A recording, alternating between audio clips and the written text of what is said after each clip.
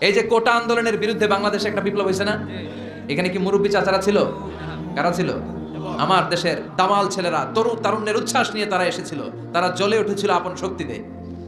চিল্লা এখন ঠিক কিনা? এজন্য যুবকরা চাইলে অনেক কিছু করতে পারে। তোমাদের উপর নির্ভর করছে আগামীর ভবিষ্যৎ। যুবকরা যদি ইসলামের পথে আসে, ভালো থাকবে বাংলাদেশ। যুবকরা যদি কোরআন মানে, নিরাপদে থাকবে আমার লাল সবুজের পতাকা। যুবকরা যদি ইসলামকে মেনে চলে, তাহলে আগামীর ভবিষ্যৎ ইসলামের ভবিষ্যৎ যেরকম ঠিক কিনা? কারণ যুবকদের মধ্যে আছে প্রাণ ঢালা উচ্ছ্বাস।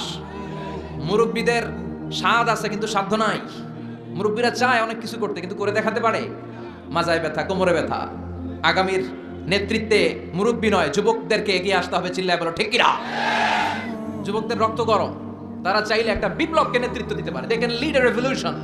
গোটা বিশ্বে যত বিপ্লব হয়েছে সব যুবকদের দিয়ে হয়েছে। সুবহানাল্লাহ পড়েন।